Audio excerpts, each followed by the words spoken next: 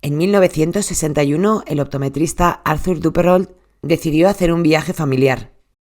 Todo le iba bien, tenían bastante estabilidad económica y quería aprovechar eso para hacer un viaje con su familia y estar más tiempo con ellos. De la fría Wisconsin había planeado alquilar un barco para ir desde los Cayos de Florida hacia las Islas Bahamas. Y para este viaje contrató a un exmilitar, Julian Harvey, y a su mujer, que haría las veces de cocinera, de limpiadora. Lo que Arthur Duperrault no se esperaba es que este viaje sería la peor decisión de su vida. Este episodio lo he dividido en dos partes porque he querido darle visibilidad a todos los personajes que conforman esta historia. Vamos a empezar con el primero de los episodios. Mi nombre es Susana García y esto es Más allá del crimen. ¡Comenzamos!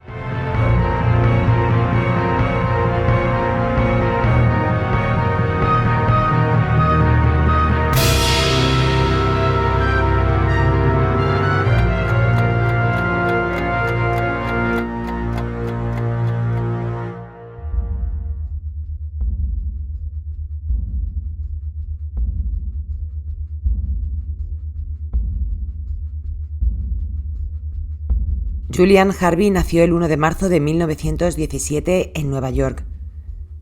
Cuando tan solo tiene un año, sus padres se divorcian. Cuando empieza a hablar, Julian tiene un tartamudeo muy característico que se le va y viene con el tiempo. Cuando tiene 6 años, su madre conoce a una nueva pareja y se casan. Este padrastro para Julian es un señor que tiene bastante dinero y tiene un barco que se lo regala a Julian. Y este era el amor o el cariño que sentía este hombre por su hijo adoptivo. Su madre, Consuelo Marianne, y su ahora marido Harold Park tuvieron 3 hijos después de casarse. El primero de ellos nació cuando Julian tenía 12 años, en enero de 1929.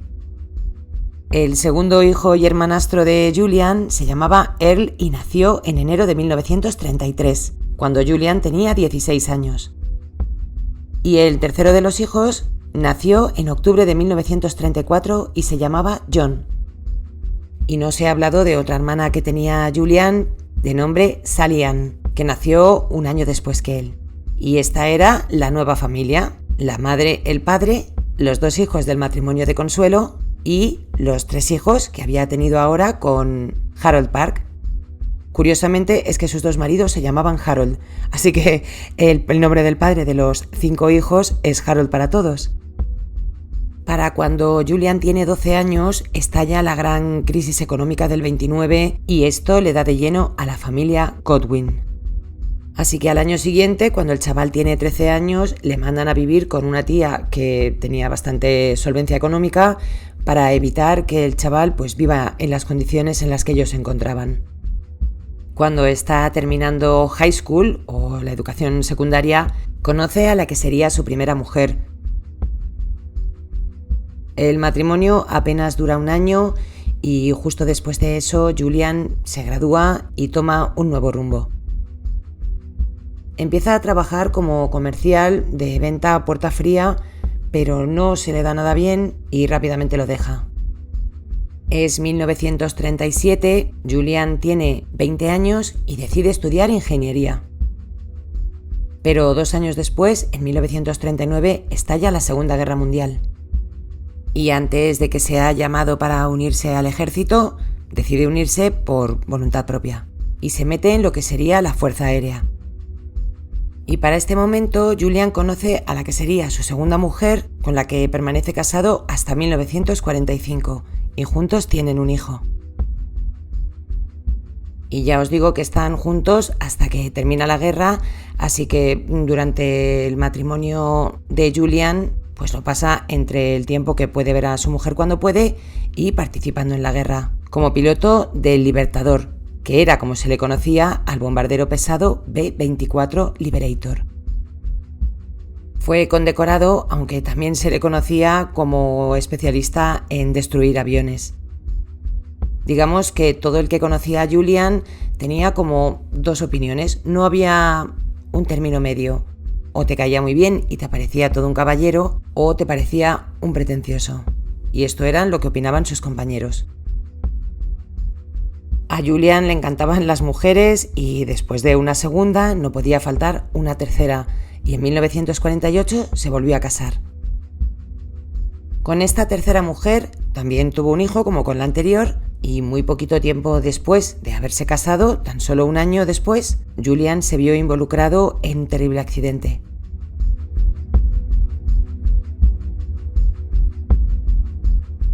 Dentro del coche viajaba Julian con su mujer y con la madre de esta, es decir, con su suegra.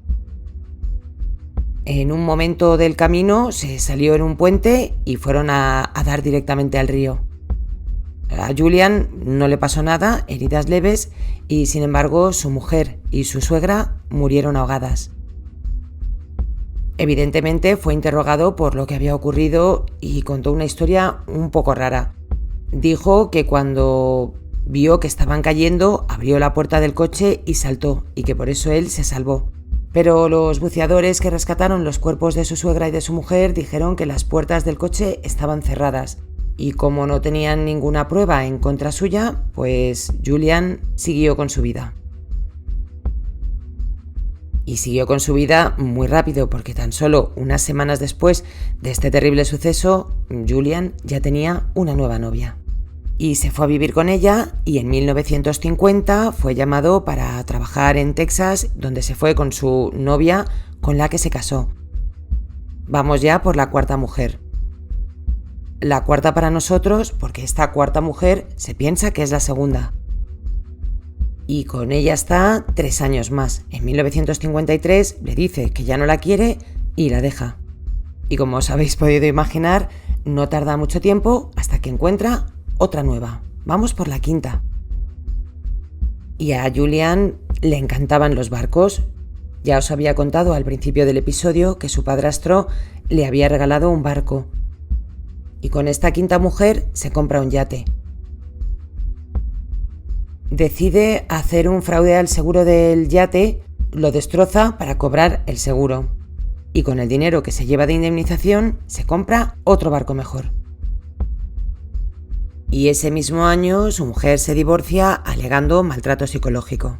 Sí que es verdad que tenía diagnosticado estrés y ansiedad debido a su trabajo durante la guerra, pero esto no justificaba para nada que fuera agresivo o abusivo con su mujer. Y decidió irse a Cuba con su barco que un día se incendió y Julian tuvo que ser rescatado. Y otra vez que volvió a cobrar una indemnización del seguro del barco. Y parece que me estoy repitiendo, pero de verdad que es así, que con el dinero que saca de esta indemnización se compra otro barco mejor. En 1959 se da por oficializado su divorcio y vende este barco. Y con la idea de cambiar de vida, se muda a vivir a Florida. Primero lo hace en Miami y luego en Fort Lauderdale. Para cuando llega a esta última ciudad, Julian tiene ya 44 años, pero a pesar de sus 44 años es un tío súper atractivo. Se engancha al deporte, está bien fuerte y encima es un hombre bastante guapo. Digamos que está en su mejor momento. Y si antes no le costaba encontrar churri, pues aquí tiene todas las que quiere. De hecho, es bastante popular y digamos que es como el ligoncete, y con el que todas quieren estar. Y aquí conoce a su sexta mujer, se llamaba Mary Dean. Julian, a pesar de ser un hombre ligoncete y que le gustaba él, pues ya sabéis, era un hombre de estar con una sola mujer, o al menos de cara al público. Así que se casaron muy rápido, en julio de 1961. Mary Dean había nacido en 1927, por lo tanto la pareja se llevaban 10 años.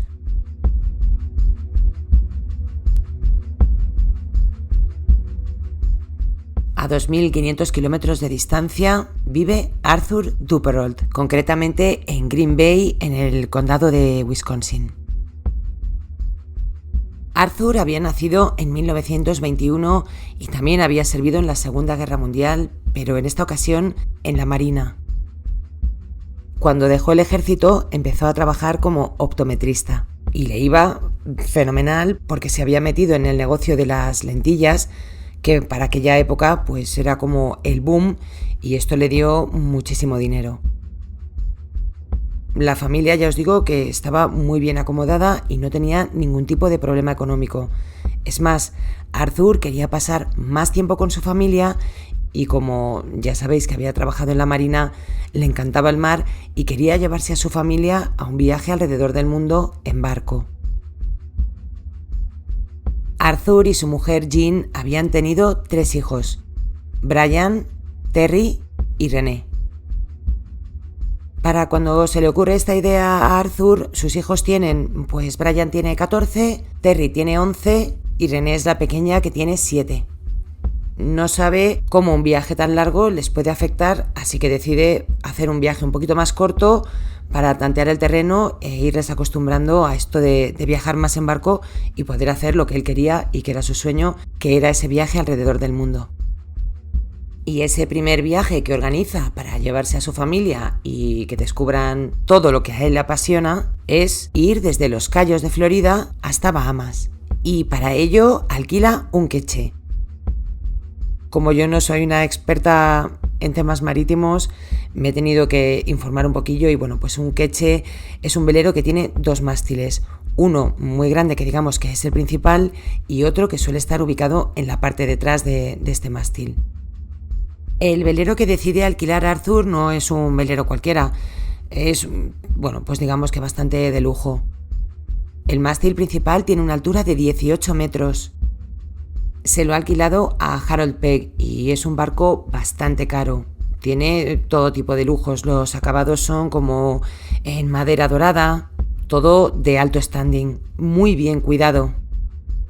Tenía una cabina principal de unos 4 metros, que es donde, bueno, usualmente se junta la gente que está en el barco, donde se come y donde se reúnen todos. Es como el punto neurálgico del barco.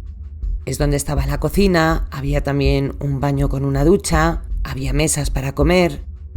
Justo detrás había un camarote que estaba debajo de la cubierta y es donde dormía la familia Duperrault.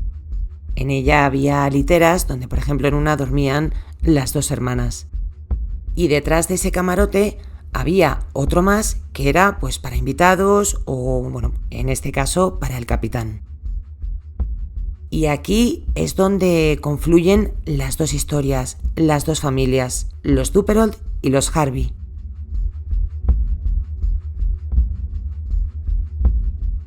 Arthur Duperrault conocía a Harold Pegg y de hecho fue este Harold el que le recomendó al que sería el capitán, Julian Harvey.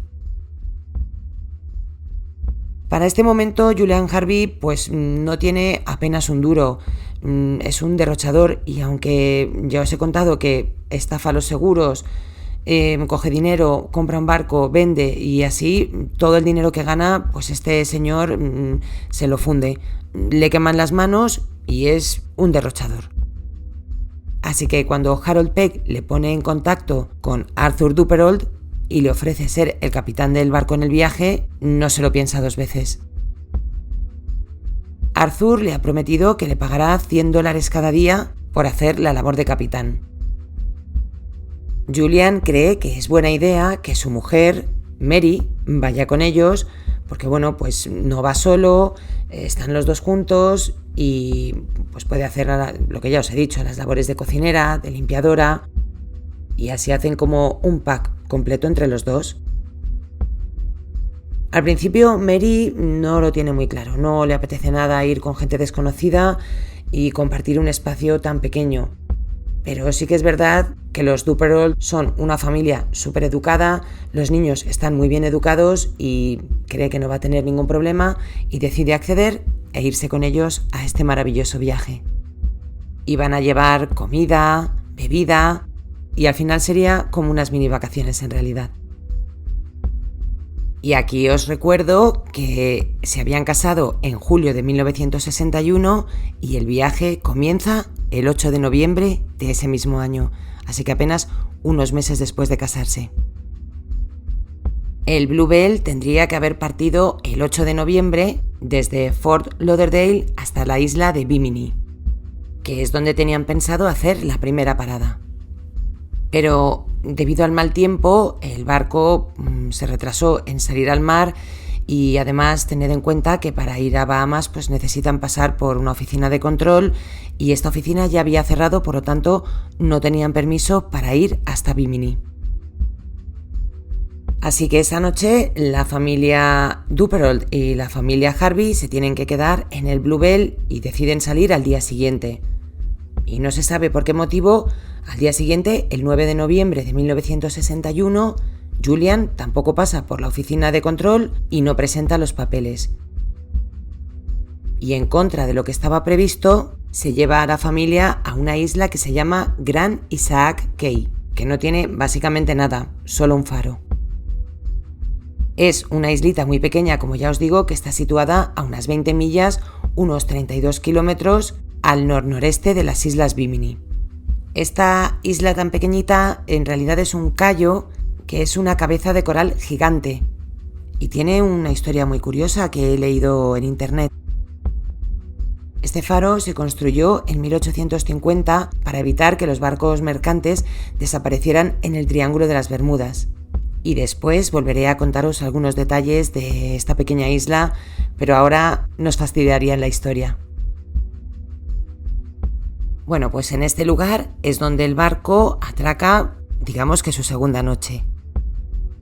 El viernes, Julian lleva a la familia Duperrault a la ciudad de Sandy Point, que está al sur de la isla Gran Abaco. Esta ciudad tiene una playa increíble y es ahí a donde se dirige el barco. Y bueno, durante los momentos de descanso que no están navegando, están haciendo snorkel, buceando, disfrutando del tiempo, la playa un color maravilloso, el tiempo acompañaba, los pájaros eran preciosos, los niños están encantados porque de donde vienen a lo que están viendo no dan crédito y encima están disfrutando muchísimo. Hay fotos donde se puede ver a la familia paseando por la playa y disfrutando de estas maravillosas vacaciones. De hecho, esta ciudad le gustó tanto a Arthur que le prometió a su familia que iba a hacer una casa de vacaciones justo allí. Y es después de estar en Sandy Point que Julian por fin presenta los papeles para poder seguir o empezar el viaje que habían planeado. Mientras Julian presenta la documentación, que tampoco es que fuera muy estricta en la época, y menos para estadounidenses, sobre todo para que pudieran disfrutar de las islas, los niños mandan cartas y también lo hace la mujer de Julian. Y de esa carta es donde sabemos que a esta mujer pues no le agradaba demasiado estar acompañada todo el rato y no le hacía demasiado feliz tenerse que levantar para prepararle el desayuno a unos desconocidos. Y que pensaba que, bueno, pues que mejor estar muerta, como una broma así. Sí que dijo que es verdad que la familia era muy educada, que los niños estaban muy educados y que eso lo hacía un poco más llevadero todo. Nada más salir de la oficina, Julian invitó a un amigo suyo que vivía allí, un ex compañero de trabajo, a cenar al barco. Y esa noche cenaron los Harvey, los Duperrault y este señor que se llamaba Napoleón Roberts, para ser más exactos. Este señor dijo que la familia estaba muy contenta, que había sido una cena muy agradable, una noche muy distendida y que no vio nada raro y que esa noche lo pasaron todos muy bien. Y se fueron a acostar y la mañana siguiente llegamos al lunes 11 de noviembre. Esa mañana, Julian decide llevar a la familia hasta la isla de Castaway, que está situada al norte de Sandy Point. El plan es llevar a la familia, pues para lo mismo, para lo que se hace allí, pescar, bucear y conocer un poco el entorno y hacer actividades de día. El día 12 viajaron otra vez hasta la oficina del comisionado, donde Julian tenía que presentar la documentación para dejar Bahamas y volver otra vez a Florida. Y antes de dejar las islas, Julian invita a cenar al Bluebell a un pescador local de la zona, quien dice, al igual que Napoleón, que el ambiente era maravilloso, que era muy distendido, tranquilo y donde todos lo pasaron bien. El barco abandonó Sandy Point un poquito después de que se hiciera de noche ese domingo. Y la intención era llegar hasta el cayó de Great Stirrup para dormir unas cuantas horas antes de volver otra vez a Gran Isaac para descansar unas cuantas horas más y luego volver otra vez de vuelta a Fort Lauderdale en Florida hacia el martes por la noche, miércoles por la mañana. Y hasta aquí parece todo muy bonito y os estaréis preguntando si esto es un episodio de True Crime o no. Bueno, pues como todo tiene su lado negativo en este canal, este caso no iba a ser menos. Y os cuento que aunque Mary y Julian se acababan de casar prácticamente, la pareja tenía unas broncas monumentales. Él no era, digamos que no tenía ese tacto a la hora de hablar con su mujer y sobre todo, y como en la mayoría de los casos, por temas económicos. Ya sabemos que este señor era un derrochador, que estafaba los seguros y que se gastaba el dinero y no quería que su mujer hiciera el mínimo gasto. Así que cuando esta pobre mujer le mandaba algo de dinero a su padre que estaba enfermo, pues le montaba unas broncas de cuidado. Y todo esto con poca delicadeza. Mientras los Duperrault pensaban en hacer un viaje familiar para estar todos juntos, conocer cómo funciona el tema del barco y poderse hacer un viaje alrededor del mundo, para Julian este viaje era el poder acabar con su mujer. Y esto nos demuestra, o viene a reforzar la teoría, de que tal vez sí que pudo acabar con la vida de su mujer y de su suegra cuando cayó con el coche por encima del puente y las dos se ahogaron. Y esto lo vais a entender ahora. Julian lo tenía todo planeado. Iba a salir con la familia Duperrault a trabajar, a hacer de capitán, su mujer haría de asistenta y en el camino algo pasaría. Su mujer caería por la borda mientras la familia dormía y al día siguiente pues nadie sabía nada de lo que le había pasado a esta mujer. Muy al estilo Natalie Wood, pero bueno, eso sería años después. Hay muchos factores que se desconocen en este caso, pero os voy a contar, lo más ajustado a lo que se cree que pasó, aunque ya os digo que hay muchas lagunas. El plan era acabar con la vida de Mary, ahogarla mientras la familia dormía. Y algo debió de pasar que despertó a Arthur. Parece ser que Julian realmente estaba intentando acabar con su mujer. Esta intentó defenderse todo lo que pudo, tenía las uñas muy largas y le dejó marcas en los brazos, intentando liberarse de él. Y puede ser que Arthur escuchara los gritos de Mary y saliera en su ayuda. Pero sin saber lo que estaba pasando y sin estar realmente protegido, sin su arma, que tenía un arma en el barco, Julian se abalanzó sobre él y se cree que le debió atacar con el cuchillo.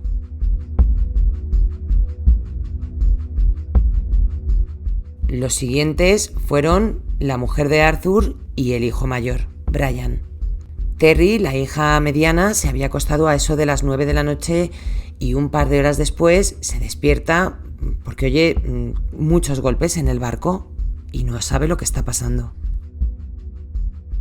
Asoma su pequeña cabecita por la cabina donde dormía para encontrarse con los cuerpos de su madre y de su hermano tirados en el suelo cubiertos en un gran charco de sangre.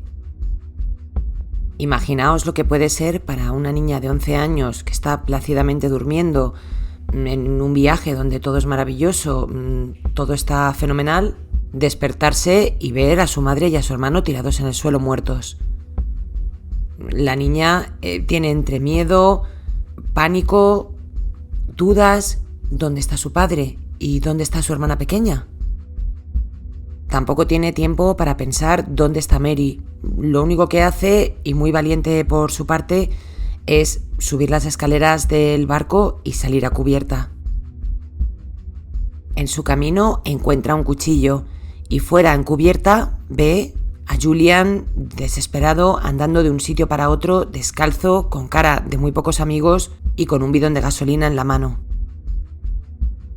Como la pobrecita mía no sabía qué estaba pasando, ni tampoco sabía que Julian era el culpable de todo, en su cabeza Julian se había portado siempre bien, los días que habían estado de viaje había sido correcto, no había habido ninguna bronca entre nadie y ella pues no entendía lo que estaba pasando y pues simplemente le preguntó ¿qué está pasando?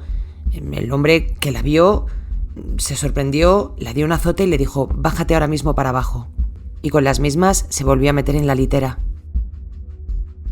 Intentaba procesar todo lo que sus ojos habían visto y como no asociaba a Julian con las muertes de su familia, no se podía imaginar que él era el culpable y pensaba que tal vez le había mandado para abajo para que no viera la cantidad de sangre que había en el barco y digamos que un poco por protegerla.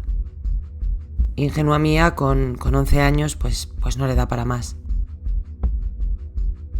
Con el miedo apoderándose de ella, piensa que toda su familia ha desaparecido. Puede escuchar ruido de agua y también puede oler la gasolina. Sigue oyendo pasos y sabe que Julian está por ahí haciendo algo. Poco tiempo después, ve al hombre en la puerta de su cabina. La está mirando fijamente y en sus manos tiene el arma que tenía Arthur guardada en el barco. La apunta pero no dispara. Terry puede ver cómo Julian se da media vuelta y desaparece en la noche. Oye pasos y sabe que está subiendo las escaleras hacia cubierta.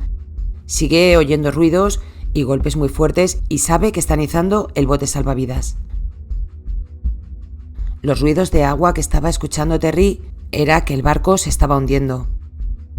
Para cuando quiere darse cuenta, el agua casi está, digamos que a la altura de su cama y le llega más o menos a la altura de la cintura. Y sabe que tiene que salir de donde está porque el barco se va a hundir y tiene que salir de allí como sea.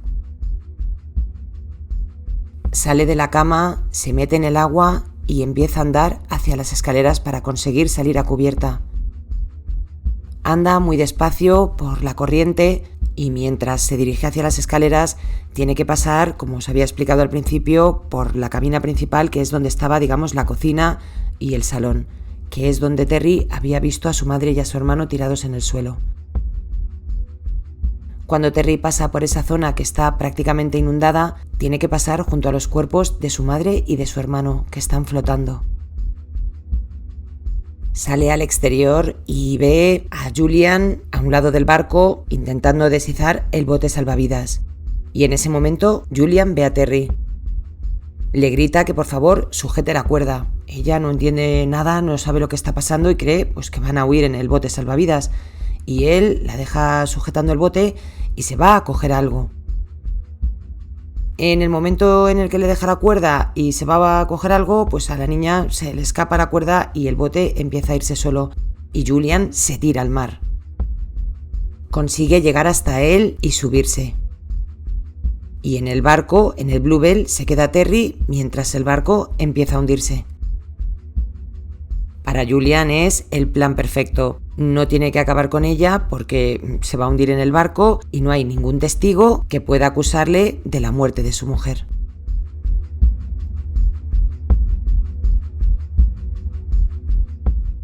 Terry está encubierta en un barco que se está hundiendo y solo puede pensar dónde está su padre, que no le ha visto todo este tiempo, y dónde está su hermana. Sabe que no tiene mucho tiempo para pensar porque el barco se está hundiendo y le queda nada. Y recuerda que en los laterales del barco hay una especie de inflable, que seguramente tenga un término, pero yo no lo he encontrado en castellano.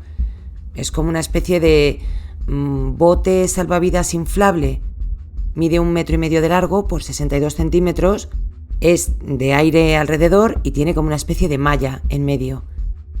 Lo pone en el barco, se tumba dentro y justo cuando el Bluebell se está hundiendo, ella toca el mar.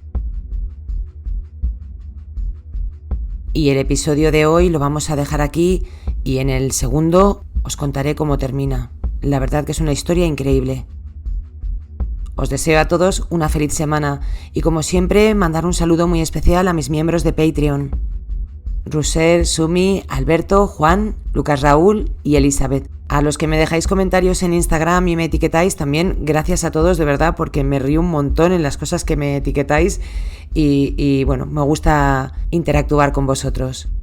Y a todos los demás, un beso muy fuerte y nos escuchamos el lunes que viene con más crímenes reales en Más allá del crimen. Un beso.